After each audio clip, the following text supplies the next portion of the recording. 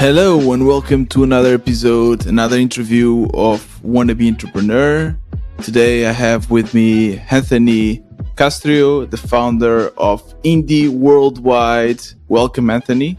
Thanks for having me. Glad to be here. It's my pleasure. Super excited to learn more about you. We were just quickly chatting off the record and I was already having so many questions about your nomadic lifestyle. And Anthony is the founder of Indie Worldwide, which is a community for bootstrapped founders and indie makers around the world. In this community, there are meetups, there are events, there's a huge Slack community, and it definitely caught my attention because it's somehow similar also to our Wannabe Entrepreneur space. So I want to kind of compare notes with you and also learn more about your journey as an entrepreneur. So I'm super excited. And to start things off, I would like to ask you, Anthony, to introduce yourself to the listeners, if that's okay. Yeah, my name's Anthony Castrio. Been nomadic for the last 3 years. I'm currently based in New York City. And I've been working on Indie Worldwide for a lot of that time, so like 2.5 years. It started pretty simple, and it's grown a bit since then. So, an engineer by trade, software engineer, American, but lived through the nomading. I've lived a lot of time abroad. I definitely want to learn more about the journey to build Indie Worldwide, especially in this nomadic lifestyle. But I want to first to know about your entrepreneurial background. Like, when did it started? I always wanted to be an entrepreneur. Like, I think in preschool, they're like, what do y'all want to be? I said, entrepreneur. I could barely spell it, but I wanted my name on the side of the bus. It's a hard word to spell. Yeah, so I was like, I'll be a businessman. I'll do business. And I started reading about business and things like that really early on, like 12 or 13. I was reading all these business books trying to figure out what I wanted to do, and internet forums and things like that. But nothing I really tried at the beginning like worked out. Like I tried to grow and sell like snapdragon plants, flowers. Okay. I tried, that didn't work. I think I might have sold one to my grandma. I tried to like start an e-commerce business, tried to several things that just kind of like went nowhere. But kind of before college, I was noticing that the businesses I thought were cool and the entrepreneurs I thought were interesting were all software businesses started by software engineers. And so I decided, if I'm going to college anyway to make my parents happy, let's study software engineering. Because that seems to be like the way to go. It's funny that you shape your career based on becoming an entrepreneur. It's normally, I guess, the people I've interviewed and even myself, it starts always with an idea. So you have an idea and you're like, okay, I want to build it, but not with already the idea of having entrepreneurship as a career. So what actually inspired you to follow that? I don't know what inspired it per se, but it's the only thing that was like consistently interesting to me to do. Everything else felt like a waiting game before I could do that. So, but did you like? Because I guess there's not. I don't know. Growing up, we get our inspiration based on, I guess, our family or cartoons or something we see around us. Is there someone in your life that is also an entrepreneur, someone that would inspire you to follow this path? At that age, not really. My dad is very entrepreneurial. He's a school counselor, but he's also started a micro brewery and distillery in upstate New York. Argyle Brewing Company, if you're ever up that far, is very good. Okay. But he wasn't doing that when I was growing up, and so I don't know if I could attribute that urge to him, maybe genetically. Yeah, maybe. It's very interesting to see that you have this idea of entrepreneurship already so young, you know. Do you have like any idol? Like any entrepreneur idol that you look up to now? Right now there's several. I like what Peter Levels is doing. the like business and lifestyle he's designed for himself. Obviously, I think Cortland Allen's pretty cool, but not necessarily trying to emulate. What do you like about Peter Levels? So what I really like about Peter Levels is he's created an empire map. So he's created a system of like properties that all reinforce each other and are like interdependent, but also each one makes the other ones better, right? So he's got, if you're not familiar with Peter Levels, right, he's the founder of Nomad List, a giant community and website for nomads. That's right. I wonder how I found out about him, right? So yeah. He's got the Nomad List website, which has got all kinds of SEO benefits. It's got a really huge SEO footprint. He's got the Slack community. He has a separate website for remote jobs called Remote OK. He's got like a website about rating neighborhoods, but the theme with many of his businesses is that they all support like nomads, and they're all kind of interdependent and they promote each other. Supporting. Yeah. The job board posts automatically to the Slack, right? The community makes sure there's data for the list. The list finds new people to begin with. Yeah. And you can kind of sketch a picture of all this, right? Like you could put it on paper and draw lines between them all and show how they all support each other. Yeah. And I think it's really interesting. Disney actually does something very similar, where every Disney property supports the other Disney properties, right? So like the theaters, the like movies support the parks. The parks are like selling merchandise. True, yeah. If you go to the park, you're much more likely to go see the next movie that comes out, right? And like maybe you're gonna also get into the comics or the TV shows. And like they've built probably the ultimate media empire by buying all these properties or creating all these properties that support each other. So it started with Disney creating properties, right? But now it's Disney buying properties. Like they'll buy 21st Century Fox, or they'll buy Marvel or whatever. They're not necessarily. But it's funny because Disney, they kind of gathered two completely different businesses, right? So you have the theme parks, and then you have movies, and Peter Levels kind of, it's the same scope, right? All of these are digital products that he built, and I totally see how this makes sense, especially after a couple of months in the bootstrapping world. You kind of start in one thing, but you rarely end up doing what you started with. You kind of always, you start with one thing, and then you see, oh, there's a possibility for this. Okay, let's do it as well. And then, oh, there's a possibility for that. Okay, let's do it as well. And then everything, it's the same with my podcast. I started with the podcast, then I saw that there's a possibility of creating maybe a community, then I saw that there's a possibility of creating virtual offices. So all of this kind of points to each other. Is that something that especially happens to bootstrappers? Well, no, you just gave the example of Disney, which I guess they are not bootstrappers. Is it a good marketing technique to do this? I think it is. I think the idea is like, if all these things are like kind of in the same realm on the same audience, then every attempt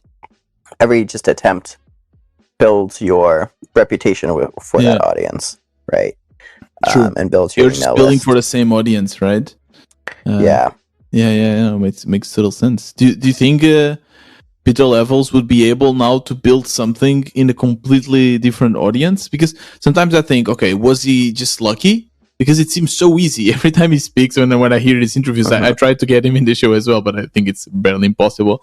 But I see his interviews, it seems so simple. It's like, I did this, then I built it, and then I shared it on whatever product hunt, bam. I was like, that's not how it happens to me. I build it, I share it on a product hunt, and then get almost 0 users. So was it like, do you think it was lucky? Would he be able to reproduce this now in a different audience? Well, it wasn't an instant hit, remember? Like, he had several tries first that didn't work out. I think Nomad List was like his third or fourth. Right. And then the other thing is, possibly, yes, but he'd lose his advantage, right? Like, his home field advantage is building things for nomads, travelers, and he's found a way to increase the scope of what that means, right? Like, now he's offering to connect you with lawyers to help with immigration, right? He's got Rebase. Right. It's in the same realm, but it's a bigger, more lucrative pie. So I think that he could find other places where the same approach works, but why would he? Right. No, it makes total sense. And another thing that I've learned is it's really important to do something in kind of following your passion, right? So if you love being a digital nomad, doing something for digital nomads comes much easier because first of all, you have the motivation and you have the experience. Is that also what happened to you with Indie Worldwide? Like, did you start your nomadic life and then came up with the idea? Yeah, exactly. So the nomading came first, and Indie Worldwide. Indie Worldwide really came out of that. I'd been traveling around, wanting to meet bootstrappers wherever I was. So I was starting these indie hacker meetups. I started one in Medellin. That was pretty big. I started one, or helped start one in a few cities like Mexico City, I think DC, Boston. And but I'd only usually be there about a month or two, and then I'd move on to a new city and kind of leave those friends behind, and it was difficult to keep in touch. Right. Our friendship was based around this like physical meetup. And so I was actually talking at the time a lot with the indie hacker folks, so in Cortland, and I think it was Kelsey or something like that, who were kind of thinking, they were also thinking about meetups, and we were brainstorming things. And one of the things that we brainstormed was a virtual meetup. So I started Indie Hackers, like Vertical Bar Worldwide, which was just a monthly Zoom chat. Anybody could find it and hop on, and we would talk about bootstrapping stuff. Mm-hmm. People liked it, so I kept doing it. We eventually added like a Facebook group to it. Now we're on Slack instead. It kind of grew over time. Eventually kind of hit a critical mass where there's maybe a couple hundred people paying attention, and I launched the first like Indie Worldwide product, which is Founders Club. So up until now, everything was for free. The meetups were for free. The Slack channel was free. Yeah, everything was free. Everything is still mostly free. And even when we launched Founders Club, which it's like, if you've ever used Lunch Club, it's a lot like Lunch Club, but only for indie hackers. So right, it's like once a week you get introduced over email to somebody who I think you'd want to meet. That was free too, until people were like, "Hey, this is actually good. You should. Can I pay you for it?" Like, it's amazing when someone asks you, "Can I pay it for it?" That's what you want to hear, right? Sure. Yeah, that's what you want to hear. So a couple of people were like, "Yo, this has been actually very useful. Let me pay for the value I got." I was like, "Well, that's crazy. What? Charge people? Yeah, all right, we'll try it." How were you making money until then? I was freelancing, and also by living in lower cost of living countries, for the most part, my expenses were also quite low. Right. So I'd freelance, like, I call it quarter time, so like half time for like half the year, and that more than cover my living expenses most years. So you would freelance from like what, the States, and then go around, or you Just would wherever I was. Okay. Because the freelancing was also virtual. So I was as a software freelancing developer, before I even started nomading, as a software developer, so very portable. Right. My first client I had before I started nomading, that ended. That was kind of an in-person freelancing gig in San Francisco where I lived for like a year. Once it ended, I was like, oh, I don't need to live in expensive San Francisco anymore. And I started finding remote opportunities and just tried to make enough each year that I wasn't losing money. Right. And you just mentioned you lived in San Francisco. How was it? What is because it's the kind of the capital of entrepreneurship, right? Did you feel like that? Is it a place for bootstrappers? At the time, it definitely felt like a capital of entrepreneurship. Everybody was working on startups. I was working briefly at a startup there. It was an exciting place to be. All my friends were talking about entrepreneurship all the time. That got actually pretty boring. I got so bored of talking about tech all the time. And Really? But is it why? Why would you get bored? Is it something that you're? I mean, you're building a product for indie hackers, right? yeah, I don't want to talk about it all the time, though. It's like What are your other hobbies? I like studying languages. I Okay. like tennis. Recently got into bouldering, like rock climbing. Oh yeah, me too. It's very trendy, I Nice. think now. Yeah, I think so. It seems like everybody is at the Suddenly, bouldering there's gym. boulder gyms opening everywhere and stuff like that. Yeah, it's fun. The languages? What language? How many languages do you speak? The only language I've learned to anything close to fluency besides English is Spanish. Ah, cool. I've dabbled with a few others, but I won't even mention them because they might force me to say something, and not confident to Only the hold curse a words. full conversation. Exactly. It's funny that you mentioned it because I love speaking about entrepreneurship. I know sometimes it gets a bit too much, but sometimes I feel that people might be tired and bored of hearing me speak about new projects and something like that. It's funny that you don't feel that way, and that you also like. I just you found got where my tired of it, limit was, and the limit was like 24 hours a day. So Yeah. now I still spend a lot of the day talking about entrepreneurship, but Right, it's you not have the to. whole day. And the other thing about at San Francisco is any random person you meet is likely to also be working in tech and only want to talk about tech things. Right. And so it feels, for me at least, it just got kind of boring. It's like, I don't want to be, I never liked to be one of the crowd. And in San Francisco, I felt like part of the crowd in that way. Yeah. Funny.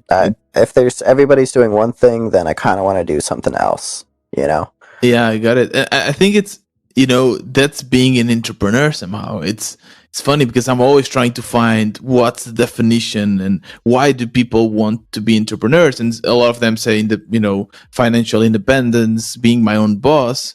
But in reality, what we want to do is to create our own thing. Yeah. It's fun to work for others and work in other exciting startups, but in the end, it's not your creation. So you're not special, right? Like, do we all want to just be special? Is that something like common among entrepreneurs?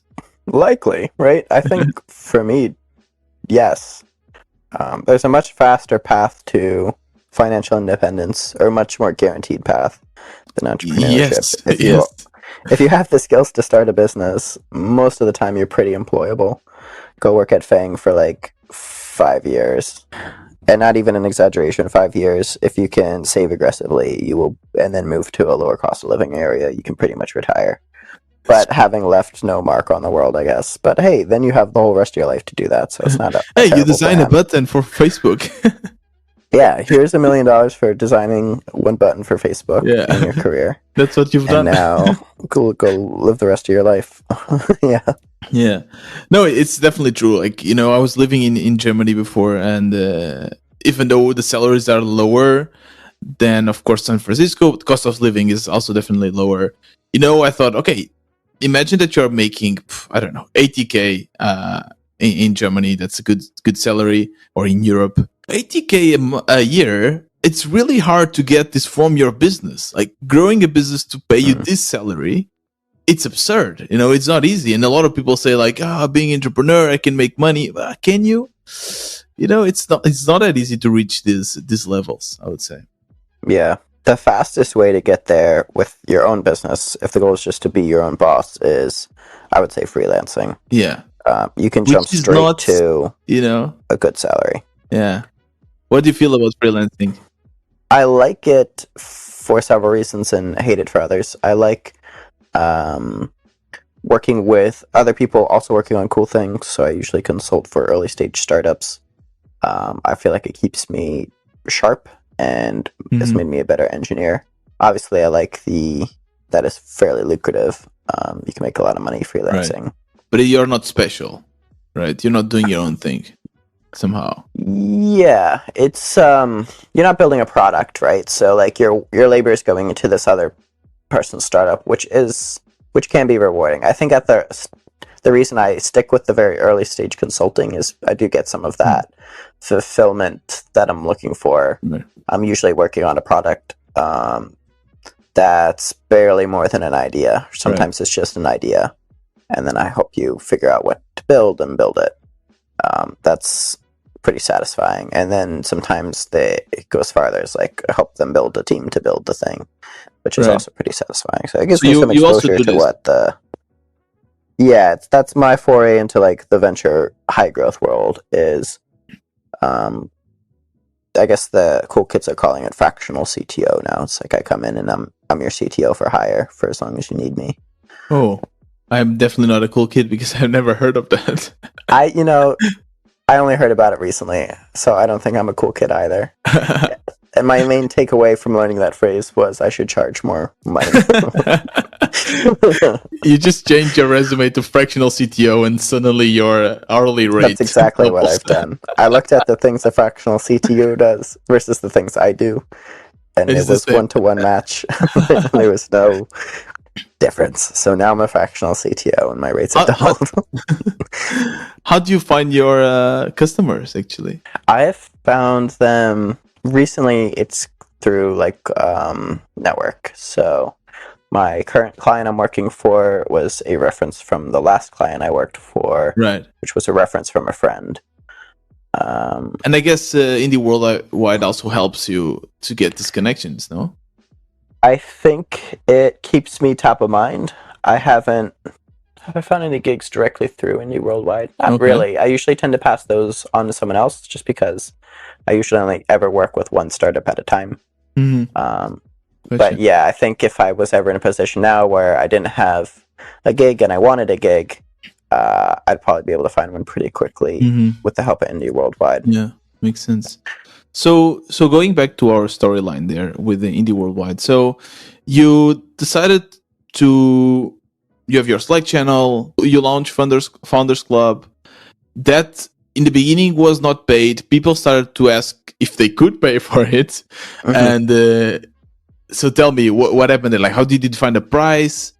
And tell me the next steps there. Yeah, so I think the first couple people who told me to pay them, or told me to charge them, were Drew Riley, so Trendstar VC, and Mark, aka Judo Hacker, who runs Power Importer, which is useful if you're using Webflow.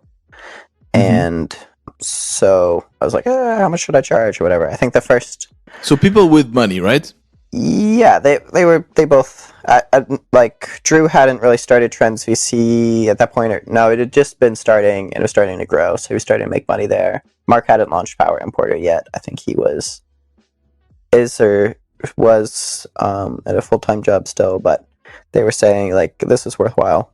Right. The reason why I ask is because normally bootstrappers, they don't have any money, right? So spending whatever €1 or €2 is already too much. But these were people that kind of had an income that somehow could spend, right? Yeah, and they also understood the value of like paying for things that you want to stick around, right? Like, if you want an indie business to survive, it needs to be making money somehow.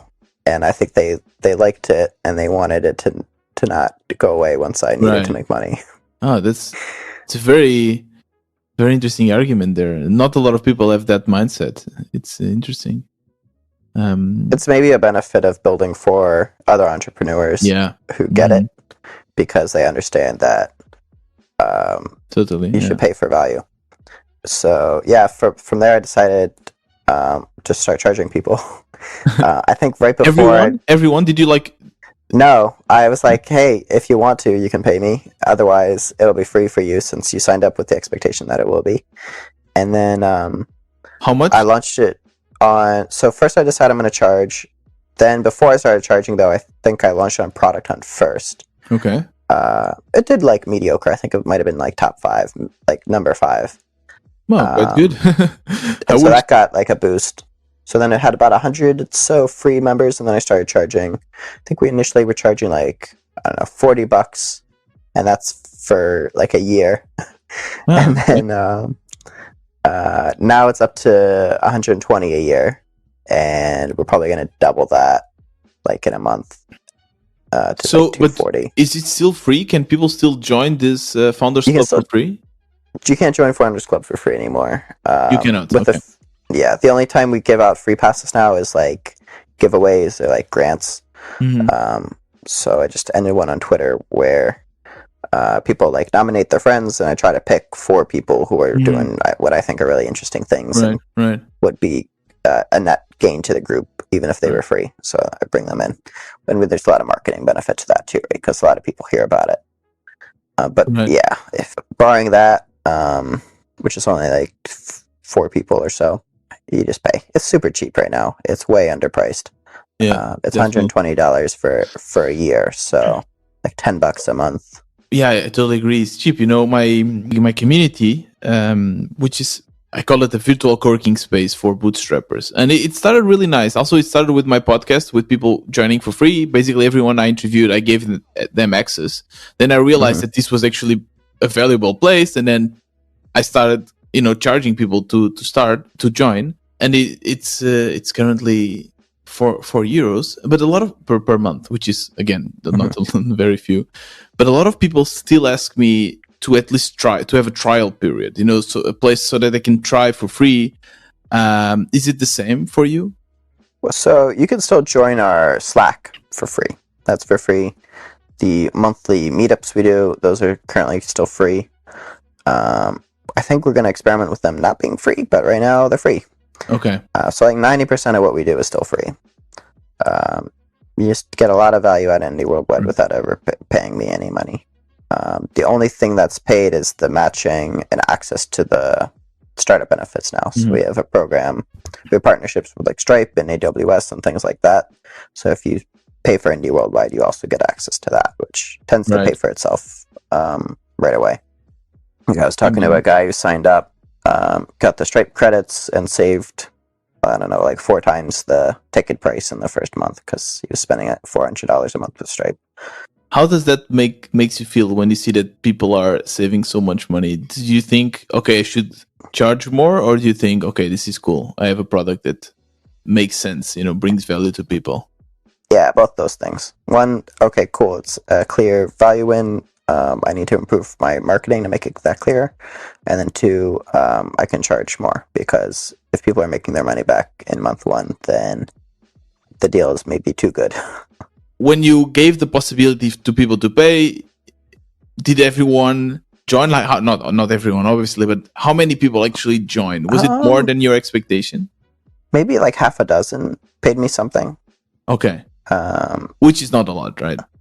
No, I think like of the people who had signed up for free from the community, so maybe like, I don't know, like 5 or 6% or 10%, depending on how many people were signed up at that moment. Nothing crazy, but the fact that people were voluntarily paying for something that they had gotten for free already, I felt like it was a very good sign that at least among a certain people there was something like a product market fit. That definitely. These people really found it valuable.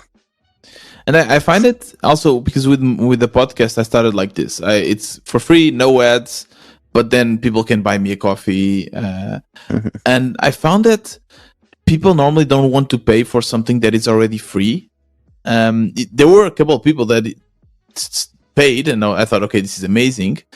But still, like, most of the people won't pay because it's free. Like, I mean, why would they pay for something that is already free? So that's why I came up with the idea of the community that is then paid. And I guess for you with the Founders Club, did your conversion to Founders Club decreased once it became paid?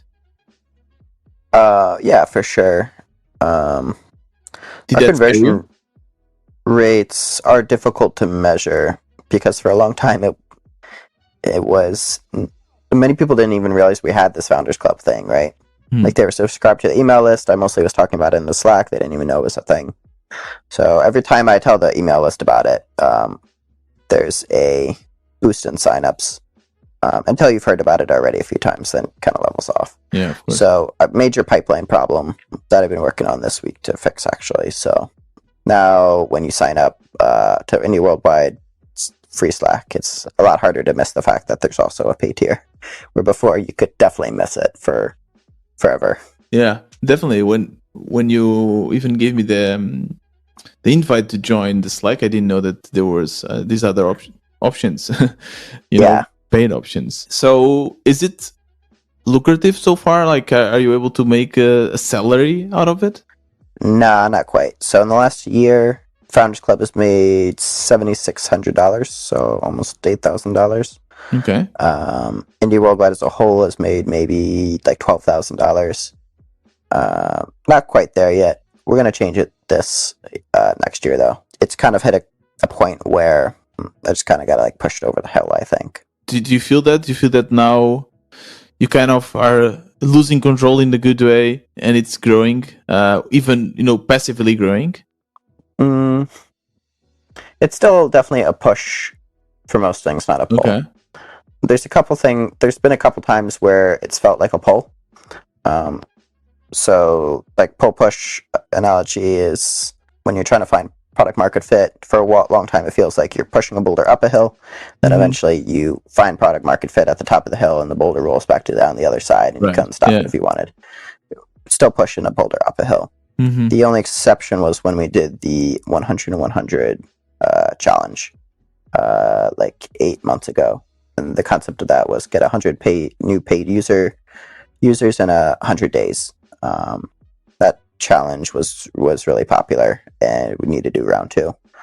But who started this challenge? Was it you, or you just joined?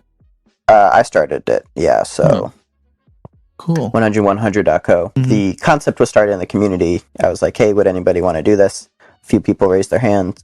I kind of forgot about it for a month, and then people started messaging me like, hey, is this thing going to start? That sounded good. That was the poll. And so I was like, all right, yeah, there's actually demand for this. Started marketing it and prototyping it at the same time, basically, and launched it a week later, and got a bunch of people to sign up. How does it work? What does the product do? So you sign up for this challenge. It's like a public accountability challenge. There's an online leaderboard where everybody can see their ranking. The leaderboard's opt-in. You can also do it anonymously. And then join a optional like weekly mastermind. Once a week, you submit like an update for your business, previously validated with Stripe screenshots. We'll try to do like an actual integration this next time. Got it. And so, yeah, basically every week you're competing with everybody, but also supporting each other and trying to grow. It's really cool. And it's a really cool idea. I think we had like something like 500-ish people signed up. Wow. And about a dozen got to 100 or close enough. Not bad, actually. It's really good. And do people win something if they are the first one? Yeah, they won gift cards. Won like $100. Oh. Not everybody's claimed their gift cards, though. So if you won and you haven't got a gift card, if you're like top, I think it was like top 5, hit me up. Yeah. You'll get a lot of messages. I was slow to hand them out, so that's kind of on me. A lot of people now start messaging. Yeah, it's me. I got it. I definitely have at this point messaged everybody that should have won a gift card to offer them one. Cool. I mean, that's a great idea. I really enjoyed it. I think the prize was not actually that motivating for people. If I do it again, it'll either be to incentivize submissions, so like a random awards to anybody who submits every week, or something more creative than just a gift card, I think. And also, I wasn't even going to offer prizes at all. But the competition is the prize, right? Like, I mean, the community. Yeah, exactly. But a couple people decided they wanted to offer prizes. So like, hey, can I send you money and then use this money to like give prizes to people? And I was what? Like, yeah, sure. Yeah. But as a sponsor? No, they just were like, hey, I want to chip in. It's so funny. Why would people? This is the power of like a community people actually want to be a part of. It's like. When you build things together, then everybody wants to participate, you know? It's like 100 again. Yeah. Free. I didn't charge people to join it. We show up. I like basically built it live the same week as I was also working on launching it. So it's just like an exciting thing to be a part of. And the cool thing also about communities is that it's very passive somehow. If you build a good community, then you as the host, at some point you don't have to do almost anything because the community, people are so engaged. I mean, you just have to maintain it, make sure that everything is going smoothly. But it's funny because now I have like an automation every time someone joins the Slack. and Mhm. they have to introduce yourself. It's like the same as Indie Worldwide. And I woke up one day. There was one new member, and normally I always try to also give a personal welcome. And I Mhm. check out, there was already 5 messages from the members saying like, Oh, welcome, it's that's so nice awesome. to, and you're like, wow, so cool. I mean, this is happening. And Yes. I was asleep, and there's already value being created even when I'm asleep, kind of thing. And I think that's the beauty when you are able to build a community that it's engaged, and I built one before for one other project that died completely. No Mhm. one was doing anything. What are your tips to actually build a community within people that actually engage and want to contribute rather than just spam their products? Yeah, that's definitely the moment you're looking for as a community builder, when there's like a conversation between 3 or 4 different people that's like 20 comments deep and you had nothing to do with it. Yeah. That's where you're like, oh, okay, cool, it's actually alive. Because for a long time, often you're building a community and for a while you're just kind of talking to yourself, or it's just like you talking to people that join. It's pretty tricky actually to get people to talk to each other. It requires some like pushing and hand holding at the beginning and curation, especially. You can Right. get a lot of work done up front by curating that community very carefully, which sounds like you did by basically you interviewed everybody before they joined on your podcast, right? Like Yeah. In the beginning, yes. that, and then you also now you require people to pay to join, Yeah, which also helps a that lot. was a difference. That was a huge difference because the first paying members joining, I kind of sold the community to them on Twitter, and they are super engaged, like super Mhm. engaged. So and I also tried out with trials where people could just join for free for 15 days, and I immediately stopped it because people would just join and do nothing, like Mhm. complete ghosts. It was very creepy actually. And sometimes I also be part of other communities, especially on Discord, where people are just spamming. So they get in and like, hey, here's my product, and then they leave. So why don't you make the Slack community also a paid community? I probably will do in the coming months. But these were a couple things I just like didn't realize or at the time that I would probably have done differently if I was starting from scratch. By having it free, you're gonna get a lot of lurkers and people who aren't immediately engaged and things like that. Just your job becomes harder. You can definitely make it work, the free community, and I'd say like a lot of our growth has come from free, and I've met people doing interesting things I might not have otherwise because it was free. But it requires you to like sort people later, like figure out who's actually going to engage. And do you kick people out? so far, that's been rare, and it's been for like violations of the community standards or like spamming too much. Outside of like, we have a couple channels dedicated to like, this is where you can post your own stuff. Right. Like you can if you're launching something new, you can post about it in #launch_alert. If you really want to share your Twitter or whatever, there's a channel where you can do that. And if you do it outside of those channels too much, I'll kick you out.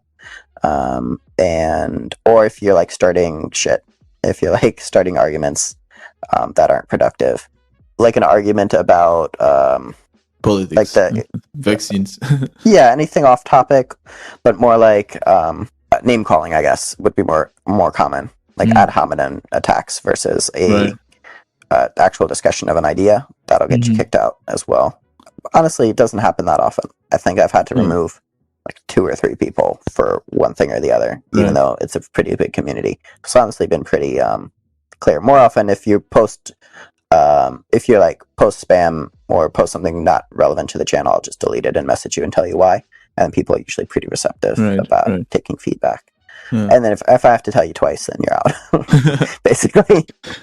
No, it's something that somehow also scares me, like how to grow a community. And definitely spam is something that it's probably a problem. But what scares me the most is actually people becoming inactive. So that they use it for a couple of months and then suddenly become inactive, which means probably they will stop paying because it's not bringing value to them. How to reactivate these members, it's something that I really don't know how to do, and especially as it grows, people don't feel that it's this cozy, because now people think, this is cozy, I like it, but if it gets super big, people then maybe are not as they don't want to share as much, and they become a bit shy, and then they kind of die for the community. Yeah, I have thoughts about that. First off, like, one of the reasons I keep around a channel like Launch Alert and Share Your Social Media is it gives people selfish reason to come back to the Slack. Mm-hmm. Like, maybe they went a little dormant, but they're like, oh, I have a launch, I should post about it in Indie Worldwide and get some feedback. It's a reason for people to come back, and then easier to loop them into discussions. And then the other thing is, like, it's all about like one-on-one connections and bringing people into like relevant conversations.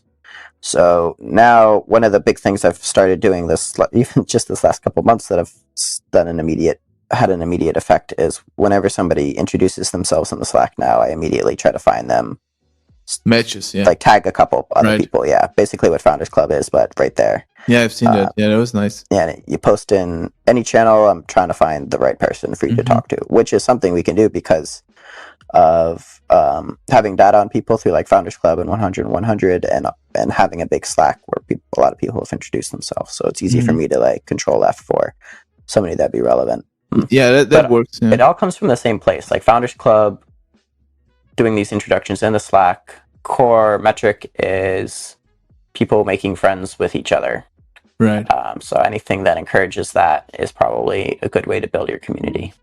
Yeah, definitely. And it's pretty active. Even now during the holidays, I just check out Indie Worldwide, and there's still a lot of messages coming. And in my community, it's kind of dormant now because people are all on holiday. So it's really nice to see that. Of course, that being free, it's always a little bit more trickier, and that's what I found out. So, but it's still quite good, and I think you're doing an awesome job. What are your challenges, the things that keeps you up at night? So conversion rates from the landing page, having a more sustainable business model where revenue can be predictable month to month, keeping engagement up for sure, but also sustainable. So like I've only got so much energy every day, and also I tend to be like a sprinter in many ways, not a marathoner. Like I want to do a lot in a short time period and then kind of cool off. And a community really needs some consistent level of energy put into it. If I look at the graph of like Indie Worldwide growing, kind of grows and fits in spurts and then kind of like cools off, and I can clearly map that to when I had the most energy to put into it.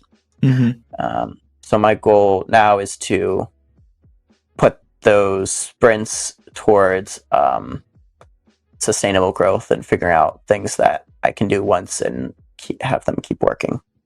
Yeah, makes sense. How do you deal with when things don't go your way and you don't see the growth you're expecting? I've always tried to keep a pace with Indie Worldwide where I can do it forever. So like for a while that's like one event a month and that's all we do, but I can commit to that forever. And that's how I think we've stuck around for like 3 years, is because I haven't tried to overdo it. I'm probably going to try to overdo it these next few months and see how far I can get with it. Now that for a long time it didn't know what it wanted to be necessarily, Now it's got a more clear mission, which is to help more founders bootstrap startups to like 10,000 MRR and then help them scale from there. Which is still like not as specific as it should be for a mission. So we're still narrowing in on it, but that's a lot closer than before, where it's just like anybody who's kind of working on a thing can join. No, and it's great to have a mission. It helps you also to define what new features and ideas fit in that mission and which one don't. Makes a little sense. Thank you, Anthony, so much for this chat. It was really a pleasure to learn more about Indie Worldwide and about yourself. Thank you, Tiago. Do you want to leave any last message here for other bootstrappers, people joining? Like any advice you'd give them? It can be a long path, right? It's more fun with friends. So find your people and you'll go a lot farther. And great place to do that. Indie Worldwide. .co.co. Yeah. Yeah, everything will be linked in the description. I will, I guess I'll link your Twitter profile and the Indie Worldwide website in the show notes. So for the listeners, you can just go there and check it out. And you can join the Slack for free, at least for now. So be quick. Yeah, Anthony, thank you so much. It was a pleasure. Yeah, thanks for having me. Have a great one. And this was the interview with Anthony. I hope you learned as much as I did. If you like this kind of content and want to hear from other entrepreneurs, other interviews, other bootstrapping related episodes, you can just go to wannabe-entrepreneur.com and all the information will be there. If you want to support this podcast, you can do so by buying me a coffee, or you can also become a WBE member, a Wannabe Entrepreneur member. If you do, you'll get access to a bunch of extra perks, including the access to our virtual co-working space for bootstrappers, a place where we all hang out and help each other build our products. All this information will be in the show notes, so make sure to check that out. And this was another Wannabe Entrepreneur. Happy New Year.